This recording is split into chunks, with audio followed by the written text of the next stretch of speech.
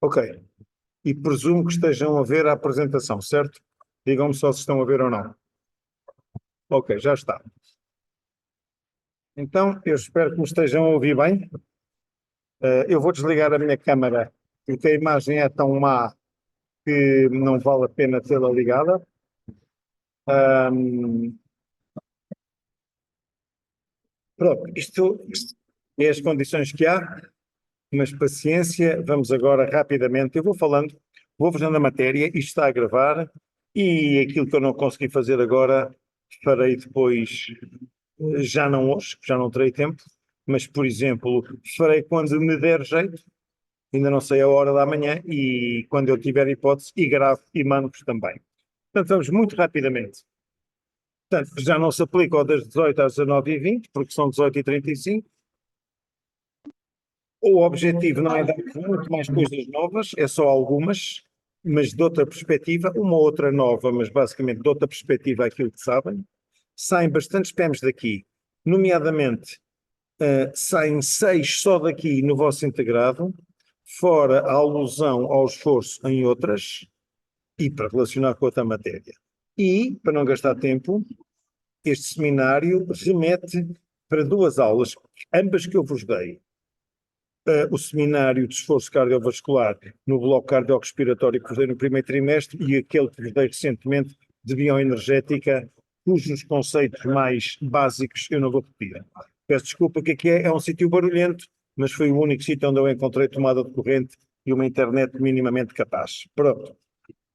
Portanto, nós vamos ter como referência a célula muscular a produzir energia, embora isto se aplique a qualquer uma. Isto é um slide já repetido que não vou perder tempo a comentá-lo, só para dizer que porque não há ATP armazenado, ele é sintetizado à velocidade que a célula precisa. E, portanto, se a fibra muscular precisa de muita ATP em pouco tempo, ele tem que ser sintetizado mais depressa. Nós temos 3 vias para este efeito. Vocês estudaram 2, ok? Independentemente se é glúcido ou lípido ou próteino. Vocês estudaram os mecanismos aeróbios, sejam eles da glicólise, seja da beta-oxidação, e depois estudaram o anaeróbio com produção de ácido lático. Mas na realidade temos 3 e são complementares. E este primeiro slide é uma coisa que eu considero importante explicar. Imaginem que eu peço a uma pessoa para fazer um esforço no máximo que consegue em cada momento. Por exemplo, dizer-vos, opa, está um cão a correr atrás de vocês, fujam a 7 pés antes que o cão vos apanhe. Vocês vão correr à máxima velocidade possível. Como toda a gente sabe, com o passar dos segundos, dos minutos, vão-se cansando e a velocidade máxima possível é menor. É o que representa a curva cor-de-rosa, overall performance. Se nós olharmos para as 3 curvas que estão dentro da cor-de-rosa, vemos que esta overall performance vai baixando porque as curvas metabólicas que as sustentam, uma atrás da outra, têm progressivamente menos potência. A curva amarela é o estoque da ATP que já está na célula. Só dá para os primeiros 2 segundos de esforço. Depois esgota-se, como eu já vos tinha dito. E logo a seguir surge a primeira via, que ainda não tinham falado até agora nesta cadeira, formação da ATP, que é o chamado sistema ATP-PC, em que PC quer dizer fosfocreatina. Ora, eu vou pôr aqui o ponteiro em laser para se ver melhor. Esta via é potentíssima, tem muita intensidade, mas também esgota em cerca de 8 a 10 segundos. E é ativada nos primeiros segundos enquanto eu tenho ATP. Enquanto esta via está operativa, está a ser ativada a via da glicólise, com produção anaeróbia de ácido lático, que vocês já estudaram. Demora também uns segundos a ser ativada, mas à medida que o lactato se acumula, vai perdendo gás, vai sendo menos eficaz. E no fim, enquanto estas vias anaeróbias operam, vai, digamos, aquecendo os motores, a via aeróbia, e às tantas ela chega, e como sabem, ela dá menos intensidade de energia por unidade de tempo. Portanto, a overall performance é tanto menor quando passa do sistema ATP-PC, aqui com a fosfocreatina, para o sistema lático, e do lático para o sistema aeróbio. Portanto, o máximo possível de qualquer esforço cai de intensidade absoluta à medida que o tempo passa.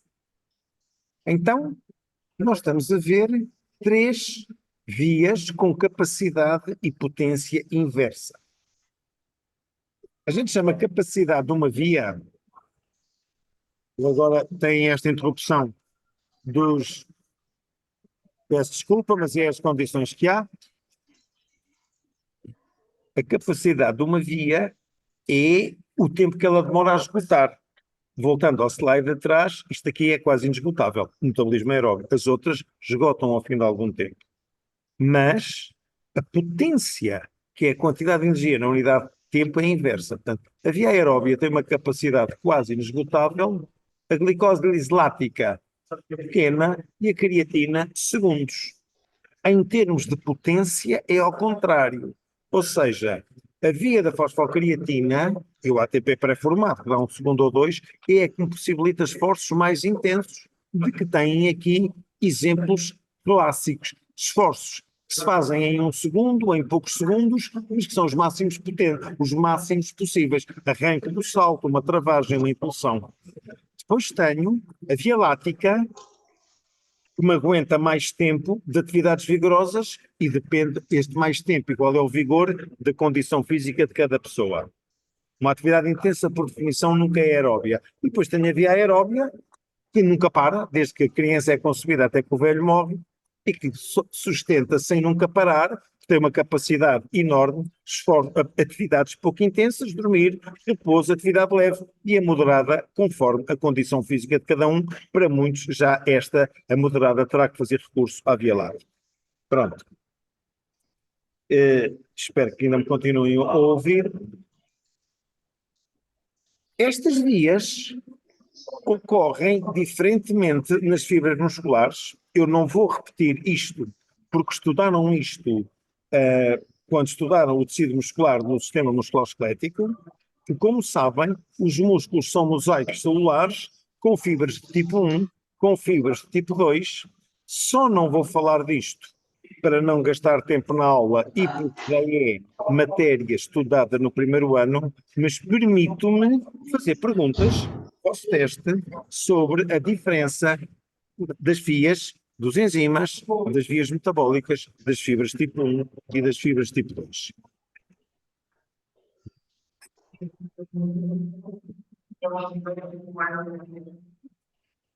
Agora, nós vamos agora ver uma coisa. A percentagem de fibras com que se nasce é genética, varia de pessoa para pessoa. E isto é de tal maneira verdade que quando se fizeram biópsias musculares aos atletas de mais elite, campeões do mundo, de provas aqui, tipicamente transição do aeróbio para o lático, tipicamente lático, aqui tipicamente da creatina, reparem que tal como se esperava, encontram-se percentagens diferentes de fibras musculares. Há uma componente genética que nos leva a ser especialmente bons nisto ou naquilo. Eu gostava que analisassem um bocadinho este quadro com atenção. Chama a atenção para o que diz aqui e que já vou falar. As fibras anaeróbias, por definição, para isso é que serve o metabolismo anaeróbio, conseguem fazer esforço uma percentagem significativa acima daquilo que é o consumo máximo possível de oxigênio para cada pessoa, porque senão não valia a pena haver metabolismo anaeróbio. Portanto, eu repito que me sinto na liberdade de poder fazer perguntas deste slide ou deste, e que só não vou desenvolver por uma questão de tempo e de já ser matéria da vossa obrigação de conhecimento, que é do primeiro ano. Onde eu quero chegar é que em medicina não há interruptores.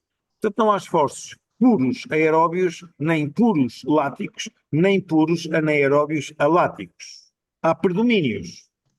Podemos dizer que se calhar a maratona e este tipo de provas são 99% aeróbias. Podemos dizer que a corrida de 100 metros é só creatina, é lática pura, mas à medida que vamos encontrando esforços intermédios, vai ser predomínio mais de uma ou de outra. O que é comprovado por este estudo muito giro que foi feito em bicicleta estática de ginásio, medindo os gases, em que se pôs a simular uma prova de ciclismo, em termos da velocidade da pedalada e da carga que se põe no pedal, aqui simulando a parte de estrada, pack racing, portanto ele vai em velocidade de cruzeiro a papar os quilómetros, aqui está a subir a montanha e aqui está no sprint final. E as vias metabólicas que operam neste mesmo esforço são diferentes. Aqui é predominantemente a via aeróbia, porque ele gasta a maioria dos quilómetros, 5 ou 6 horas da etapa, nisto. Claro que se somarem a altura das 3 barras, dá menos produção de energia do que à direita. Obviamente, porque aqui está a subir a montanha, claro que a via aeróbia ainda sobe mais, mas não chega, tem aqui um grande componente de glicólise lática e da creatina, e no sprint final, que há uns segundos, é onde ele essencialmente trabalha naqueles os tais esforços explosivos, como nós dissemos, à custa da creatina. Posto isto, vamos então ver rapidamente estas 3 vias. A creatina. Primeiro, não confundam estas 4 palavras. Creatina, que é o que vamos falar. Creatinina, que é o metabolito em que ela se transforma para ser excretada pelo rim e que a gente usa nas análises como indicador de função renal. E carnitina e carnosina, que vocês já estudaram na UP3, que fazem parte dos coenzimas, ou melhor, que são coenzimas que trabalham com os enzimas que metem os ácidos gordos na mitocôndria para a sua oxidação. Vamos só falar de creatina e, portanto, seu metabolo. Esta via tem, e há imenso, isto é para dizer que há imensos suplementos disto à venda. Esta via é muito rápida a produzir ATP, porque só tem uma etapa enzimática entre ela. Tem aqui a creatina livre, como veem, com vários grupos de aminoácidos, isto é um dipéptido, ou melhor, um tripéptido, que pode estar livre, isso se chama creatina livre, ou ligada a um radical fosfato e dá a fosfocreatina. Sempre que a fosfocreatina é hidrolisada em creatina, a energia livre que resulta desta ligação de alta energia é suficiente para fosforilar uma molécula de ADP em ATP que vai ser usado. Quando depois a célula, calmamente, através de mecanismos aeróbios, vai gastar ATP produzido pelas vias aeróbias para, gastando este ATP, regenerar fosfocreatina para a próxima vez que seja produzida. Ou seja, é evidente que é muito mais rápida a passagem da fosfocreatina para a creatina livre, que é um esforço explosivo rapidíssimo, do que o contrário. Portanto, isto é um composto que é formado pelo nosso organismo, em 2 etapas, começa no rim e depois no fígado, e junta estes 3 aminoácidos, a glicina, a arginina e a metionina, e assim se forma a creatina. Reparem que esta fórmula é igual a esta. E depois, para ser hidrolisada no rim, a cadeia fecha-se, e isto que tem aqui é a creatinina que sai pela urina e que é medida. Bom, ela, uma vez acabada a sua síntese no fígado, vai para o sangue, para os vários tecidos, e 98% fica na massa muscular, incluindo a do coração. É na massa muscular que a creatina livre, porque o rim e o fígado que produzem a creatina, é na massa muscular que é convertida em fosfocreatina. No músculo, cerca de 3/4 é fosfocreatina e 1/4 é creatina livre.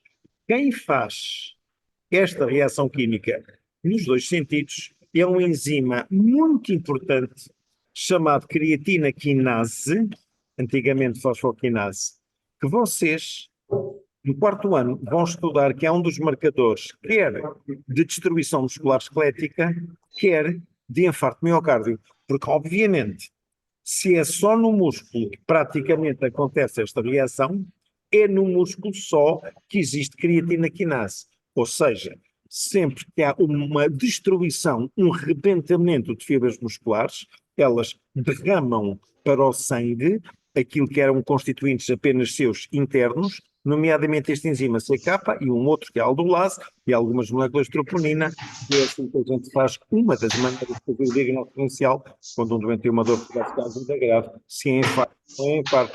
O músculo cardíaco aqui compromete-se como um outro músculo qualquer. Como eu disse atrás, à medida que ela é gasta, é ressintetizada continuamente nesta reação em dois sentidos. Sabendo, como eu disse, que a passagem de fosfocreatina para creatina é mais rápida do que o contrário. Pronto. A creatinina, curiosamente, resulta de uma conversão não enzimática da creatina espontaneamente e a sua única função é medir a função glomerular. Qual é o interesse da creatina e deste metabolismo? É que, se ela possibilita os esforços explosivos mais intensos, não é que ela dê músculo, mas se eu quero treinar muito forte, muito exaustivamente, se eu tiver mais creatina nos músculos, consigo aumentar a potência do meu treino. Portanto, ela não dá músculo, mas aumenta a intensidade possível do treino. Onde é que a gente a usa? Todos os praticantes de força, quando querem encher muito, a usam. E para todos os esforços com componente explosivo. Sprints, arranques, remates, impulsões. Não faz sentido tomar creatina para correr a maratona, por exemplo. E, portanto, esportes mistos onde ela tenha este componente.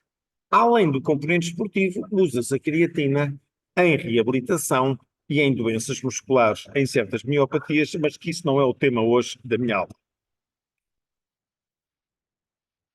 Já depois de saber como é que a creatina funcionava como substrato energético, como eu expliquei, verificou-se que megadoses de creatina ainda fazem mais coisas.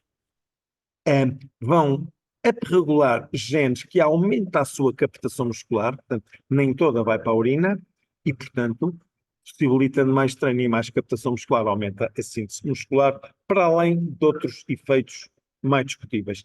Portanto, no mundo da suplementação do desporto, com exceção dos tais fundistas aeróbios de longa distância, a gente pode dizer que ser desportista é quase sinónimo de tomar creatina, tal como em outras doenças é quase sinónimo de tomar determinados medicamentos.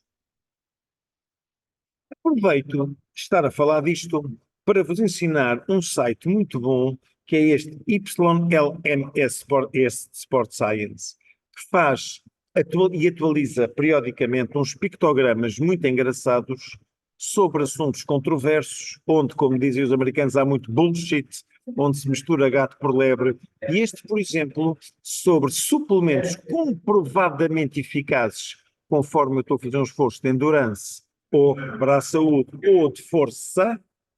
A verde, aqueles comprovadamente ineficazes ou com efeitos adversos em encarnado, e a cor-de-rosa, aqueles que estão no borderline de uma eficácia marginal ou de uma toxicidade marginal. E como podem ver, ninguém discute a creatina e as proteínas, sobretudo no treino da massa muscular.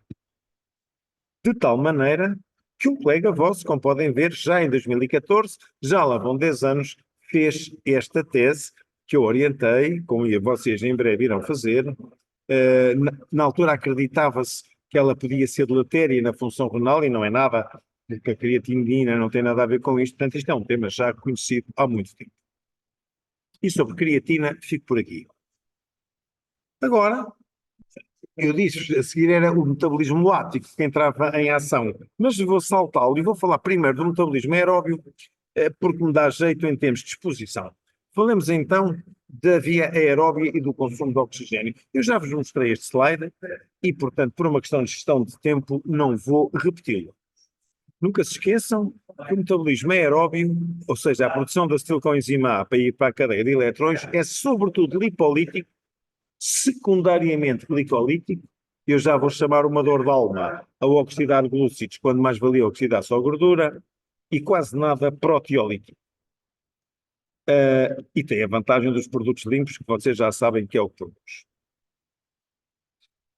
Ora, vejamos aqui uma coisa em termos. Ora, eu tenho aqui 27 coisas do chat. Minha reunião, ok, não há nada, está tudo a andar bem. Ok, uns que saíram e outros que saíram. Bem, ah, quanto mais um músculo trabalha, e as células em geral, mais oxigênio gastam. Que é verdade, quer para esforços gerais, quer para esforços só de um segmento de membros que a gente chama regionais. Também já tinha dito que é mais difícil, na aula do metabolismo, é mais difícil meter oxigênio na mitocôndria do que nutrientes. Portanto, de facto, a disponibilidade de oxigênio é o fator limitante da potência aeróbica. Potência aeróbica quer dizer a máxima intensidade de esforço que eu consigo fazer antes de recorrer ao metabolismo anaeróbico. Ou seja, quanto maior potência aeróbica uma pessoa tem, sinónimo, quanto mais oxigênio consegue gastar, melhor, o que obviamente só interessa para ver quanto esforço mais é que eu consigo fazer em regime aeróbico, porque em repouso gastamos todos o mesmo, como sabem, um MET, que são os tais 3,5 mililitros por minuto, que eu já vos dei no outro seminário. E pronto. Sabendo também, como já vos expliquei, que todo o oxigênio que se consome é para produzir energia, e nem todo o VCO2, nem todo o CO2 produzido vai resultar da produção de energia, como já falámos a propósito do metabolismo anaeróbio. Pronto.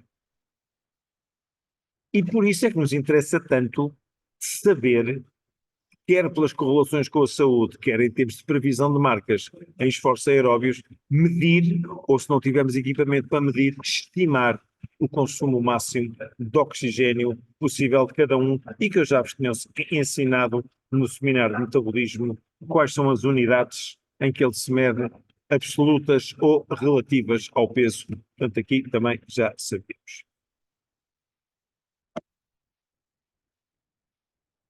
Tinha-vos dito também que quando estamos em repouso, estamos todos a 1 metro e até abaixo a dormir até estamos um bocadinho abaixo. E tem aqui uma graduação de esforços físicos em que os metros vão aumentando. Nós consideramos esforços ligeiros entre 1,5 e 3 metros, portanto até 3 vezes o metabolismo em repouso, moderados entre 3 a 6, intensos acima de 6, e tem aqui alguns exemplos.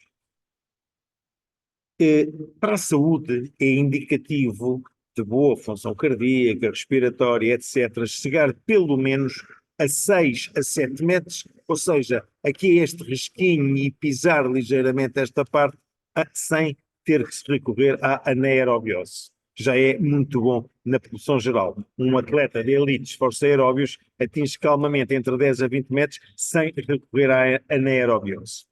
Portanto, estarmos em metabolismo aeróbio não implica um esforço sempre de intensidade uniforme. Eu posso ir intensificando mais, ralentando mais, mas sempre dentro da faixa aeróbia. O vigoroso pode ser só aeróbio ou ter já componentes anaeróbios, dependente da condição física de cada pessoa. Deixo-vos aqui 2 exemplos de problemas, de perguntas que eu gosto de fazer nos testes para ver se perceberam isto. Neste caso, por exemplo, quantas calorias um indivíduo a fazer um esforço de 4 metros, 30 minutos, 70 quilos. É só para relembrar a definição. O que é 1 metro? É gastar 3 mililitros e meio por quilo, que são 70 quilos, por minuto. Então gasta 3,5 vezes 70 quilos, está isto por minuto. Mas como está a 4 metros, vou multiplicar estes 715 por 4, dá isto. Mas como é 30 minutos, vou multiplicar isto por 30, dá isto. Mas isto é mililitros de O2. Como eu sei que 1 litro dá 5 calorias, se eu dividir isto por 1000 para passar a litros, tenho 85,8, multiplicando por 5, dá grosso modo 250 calorias. Muito fácil. Ou, aqui é a mesma coisa, agora aplicando ao repouso. Não vale a pena comentar. Entretanto, se tiverem dúvidas, depois eu respondo-vos por e-mail ou quando quiser. Agora, vamos fazer uma palavra rápida sobre a parte anaeróbia, ou seja, a glicólise. E o único conceito, além da creatina, o único conceito novo que eu provavelmente vos ensinarei nesta aula, eu disse que íamos ver o que já sabem de outro ponto de vista, que é a história dos limiares aeróbios e anaeróbios. E já aqui está. Como se, quando eu entro em metabolismo anaeróbio, significa que eu preciso de produzir ATP a uma velocidade superior à que a via aeróbia me dá. Mas, infelizmente, a produção de lactato, ou seja, eu sublinho a palavra infelizmente, a produção de lactato vai surgir antes de eu chegar ao meu consumo máximo de oxigênio. Reparem aqui, eu estou a fazer um esforço, por exemplo, aqui é preciso uma corrida em que vou fazendo 3 velocidades. Aqui uma percentagem baixa do meu consumo máximo de oxigênio, aqui uma capacidade intermédia e aqui. Reparem que se eu medir a concentração de lactato, que está aqui em ordenadas, ele aqui sobe muito imperceptivelmente, mas nada de especial. Há aqui um primeiro limiar, os tais limiares que eu estou a falar, é que se chama primeiro limiar, onde, e já vou explicar a razão disto, inopinadamente o lactato já se acumula mais depressa no sangue, depois há aqui um segundo limiar, onde ele então empina e vai dar lactatémias muito altas. E vocês têm, mais ou menos de pessoa para pessoa, a que percentagens do consumo máximo de oxigênio ou a que percentagem da frequência cardíaca máxima de cada pessoa surge o primeiro e o segundo limiar. E outros parâmetros que com eles se relacionam, que falaremos mais no quarto ano. Até ao primeiro, a lactatémia nunca ultrapassa 2 milimoles por litro. Entre o primeiro e o segundo nunca ultrapassa 4, e a partir do terceiro já estamos claramente com ácido lático muito alto no sangue, com lactatémias acima de 4 milimoles por litro. Evidentemente que o que era bom era estes limiares estarem o mais à direita possível, o que significa que eu podia aumentar a minha capacidade de esforço só à custa do metabolismo aeróbio, ou seja, sem estar a gastar, ou melhor, sem estar a acumular lactato no sangue. Mas não é assim. Os limiares de produção surgem mais cedo, isto é, mais para a esquerda ou mais para a direita, por um lado, conforme a genética, ou seja, conforme a quantidade de fibras musculares tipo 1 ou tipo 2 que eu tenho. Se eu tiver fibras de muitas tipo 2, tenho limiares mais cedo, porque aqueles músculos são anaeróbios, mas também me permitem-me ser melhor em esforços explosivos, embora me canse mais rapidamente. Se eu tiver músculos geneticamente mais à base de fibras vermelhas, eu sou melhor em esforços aeróbios, menos bom em esforços anaeróbios, e estes limiares estão para a direita. Mas também, para além da genética, depende do tipo de treino. Se eu fizer um treino aeróbio, o seu principal efeito nas fibras treinadas, não no resto do corpo, é deslocar para a direita estes limiares e vice-versa. Onde é que eu quero chegar? Surge fadiga lática muito antes de se atingir o consumo máximo de oxigênio, porque eu vou intoxicar os músculos de ácido lático ainda antes de estar no máximo da minha capacidade. Ou seja, a acumulação de lactato vai-me gerar fadiga, quer local nos músculos que o estão a produzir, quer geral em termos respiratórios, a curto prazo. E esgota-me desnecessariamente as reservas de glicogênio, porque, como sabem, eu, em vez de produzir os 36 ATPs por cada molécula de glucose, vou produzir só 2. Mas compensa em termos de velocidade de produção de energia, porque o rendimento é 18 vezes menor, mas consegue oxidar muito mais moléculas de glucose, mais do que 18 vezes mais depressa, mas é um desperdício.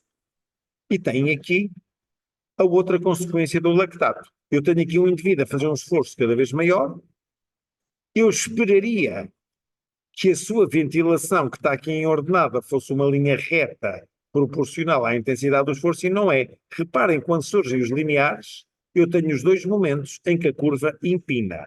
Portanto, eu tenho consequências musculares e tenho consequências respiratórias. Se eu quiser resumir o que estou a dizer a um só linear, já sabemos que são 2, para simplificar o conceito, eu tenho, quando estou em repouso, uma fase em que até é fácil cantar, se eu quiser estar a dar um passeio a pé. Vai haver uma fase em que eu já não canto, mas ainda falo. Vai haver uma fase onde até falar se torna difícil. Porquê?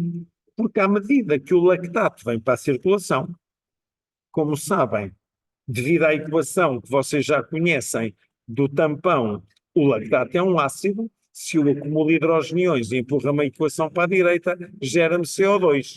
Como sabem, o centro respiratório responde sobretudo ao CO2 e desencadeia-me uma hiperventilação que me leva a que seja difícil mesmo cantar. E é por isso que eu disse há bocado que enquanto a produção de O2, ou melhor, desculpem, que enquanto o consumo de O2 apenas serve para a produção de energia, o consumo ou a produção de CO2 tanto tem a ver com a produção de energia que resulta enquanto o esforço é aeróbio, mas depois aumenta muito mais porque a esse componente soma-se o CO2 proveniente deste tamponamento que me vai dar origem à hiperpneia dos esforços, mesmo que eu faça um nadinho apenas de aumento de intensidade. E é por isso que nós, quando aconselhamos os doentes, ensinamos-lhes assim mesmo. Para atletas não chega, para doentes chega muito bem. Olha, o esforço físico ligeiro, mais ou menos até 3 metros, é aquele que eu até canto, se quiser, enquanto pratico, ou seja, estou com uma grande reserva ventilatória. O esforço moderado é aquele que eu ainda falo, mas já não canto, e é o que nos interessa, e o esforço intenso, até o falar, ou vigoroso, como queiram chamar, se torna difícil e tem aqui a correspondência do que eu acabei de dizer com os métodos. Pronto. Claro que, se eu estiver a fazer esforços relativamente intensos, reparem, desta faixa, peço mais um atrás, desta faixa da curva, eu não vou conseguir estar em steady state. Ou seja, se eu estiver a fazer um esforço levezinho, eu consigo manter um oxigênio um consumo de oxigênio em platô e o lactato até 2000 millimoles, mas à medida que eu passo para esforços mais vigorosos, não só deixo de ter steady state no consumo de oxigênio, como tenho sempre o lactato a subir e mais cedo ou mais tarde eu não vou aguentar este ritmo de esforço devido à acumulação de lactato. A outra consequência ainda é que quanto mais anaeróbio um esforço for, obviamente mais glicolítico ele é, porque, como sabem, o lactato apenas provém da glicólise. Portanto, resumindo, lactato que se acumula no músculo é causa de fadiga por duas razões: fadiga muscular e fadiga geral. Muscular, porque ele acumula-se a um ácido, o músculo fica em acidose, e a acidose intramuscular perturba o deslizamento da actina e da miosina e, por outro lado, também inibe a glicólise, o que é um mecanismo de defesa. A célula defende-se, assim, é um mecanismo de feedback negativo, de continuar ainda a produzir mais lactato. O lactato inibe o mecanismo que o produz, quer a nível da contração, quer da glicólise. Ou seja, vocês dão uma série de sprints e a seguir já só conseguem, vão a correr, mas vão devagarinho, apenas à custa do metabolismo aeróbico. A partir do momento que a concentração no músculo aumenta muito, o lactato começa a ser derramado para o sangue e vai acontecer isto que eu mostrei, e agora, além da fadiga muscular, eu tenho a hiperventilação com todo o cansaço que daí decorre e o oxigênio desnecessariamente consumido no trabalho dos músculos inspiratórios e expiratórios acessórios. Já estudaram que temos um mecanismo que nos vai ajudando a reaproveitar e a desintoxicar algum do lactato produzido, já estudaram a gluconeogênese, mas evidentemente que ela é a mais lenta a limpar, entre aspas, o sangue de lactato do que o músculo a enchê-lo. Isto é como tudo. Eu sujo uma casa num instante e depois para aspirar ou para limpar demoro mais tempo. O músculo com meia dúzia de sprints e umas corridas enche-me o corpo de lactato e a neoglicogênese vai demorando. Mas é melhor do que nada, vai reaproveitar algum lactato à velocidade que pode para ressintetizar a glucose, para voltar a dar mais lactato e vai desintoxicando o pH. E é isto que é uma das razões do consumo de oxigênio ficar aumentado no fim dos esforços, porque obviamente a gluconeogênese, sobretudo no fígado, é alimentada com energia que vem da beta-oxidação das gorduras. Eu tinha-vos dito então, quando falei dos limiares, que o grande interesse do treino é que o treino aeróbio melhora mais ainda o limiar do que o VO2 máximo. E era isto, já vos tinha dito, o VO2 máximo tem muito a ver, é sobretudo a ver com a genética, o treino também, mas pelo contrário, os limiares são treináveis, o que é muito importante. Como podem ver aqui, eu tenho aqui um indivíduo pré-treino e pós-treino, ok, aumenta um bocado o seu consumo, e era preciso que estivesse muito sedentarizado de oxigênio, mas sobretudo, mesmo que não aumentasse, o limiar passa a surgir muito mais à direita, ou seja, ele aproveita mais percentagem daquilo que já tem sem produzir lactato. Obviamente, o treino é específico do gesto motor efetuado. Se eu estiver a treinar braços, não melhorei pernas. Se eu estiver a treinar pernas, não melhorei braços, como é evidente. Por isso existe um treino geral para a componente cardiorrespiratória, etc, etc. E depois o treino específico, tal como quando fazemos avaliações de condição física, também pode ser geral ou específico. Reparem um exemplo muito simples de população geral. Isto é um VO2 máximo saudável, mas não é de um desportista. Imaginem um VO2 máximo de 40 ml por quilo minuto. Vamos imaginar que o seu limiar, em percentagem destes 40, do seu consumo máximo, surge a 50, a 60, a 70, a 80 ou a 90% do máximo. Se for a 50%, é metade de 40 é 20. Ora, isto nem sequer chega a 6 metros.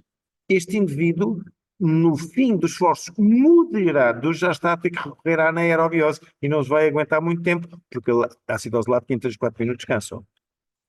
Se for de 60%, já só lhe acontece isto na gama do vigoroso, e assim sucessivamente. Reparem que eu não estou a aumentar o consumo de oxigênio neste problema. Estou só a deslocar para a direita, isto é, a declarar maior percentagem do consumo máximo que ele tem, onde surge o limiar.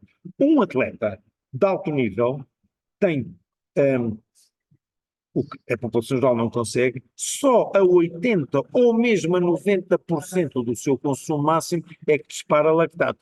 E não são consumos de 40%, são consumos para cima de 80%. Portanto, vejam a diferença que estas locomotivas fazem em relação à população geral.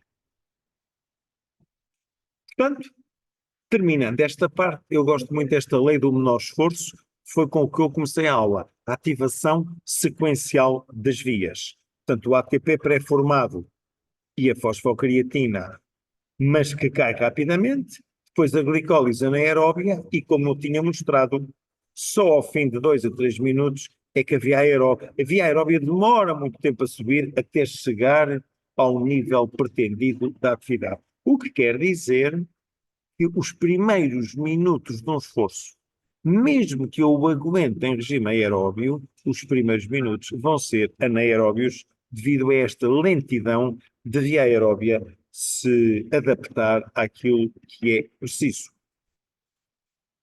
A isso chamamos o déficit de oxigênio. Imaginem que eu tenho um indivíduo que vai estar aqui em repouso, vai fazer um exercício de kkkk que ele faz calmamente em regime aeróbio, um jogging calmo que ele consegue fazer 30 ou 40 minutos, e isto a essa velocidade, o que só é possível se fosse aeróbio, senão não aguentava essa velocidade tanto tempo, mas os primeiros minutos têm acumulação de lactato porque a via aeróbia demora esses minutos até chegar ao nível pretendido. E este período chama-se a dívida de oxigênio.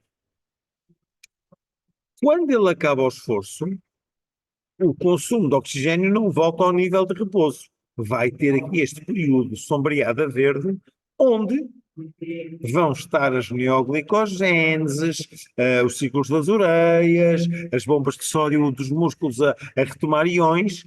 Portanto, se eu aqui tinha uma dívida, aqui tenho um EPOC, o tal excesso pós-exercício de oxigênio consumption no excesso, que é isto que justifica o aumento do metabolismo em repouso depois do exercício, e como já vos disse na aula de metabolismo, isto pode demorar minutos ou até 1 a 2 dias, se foi uma maratona, se foi um jogo de futebol muito intenso e muito puxado. Eu estou a ver que quase que vos consigo dar a aula toda hoje e tenho aqui mais uns chats, deixem-me ver o que é que diz aqui. Toda a gente pode ver as mensagens e até aqui está tudo ok. Bom, Esta parte já terminei, e agora eu iria se calhar gravar isto. Deixem-me só gravar este vídeo para não ficar tão pesado e já vos dou um segundo vídeo. Com isso, eu venho já, eu não vou sair. Eu vou parar um bocadinho a sessão só para pôr este vídeo a gravar, como já fiz de outras vezes, e volto já. Não precisam de sair aí.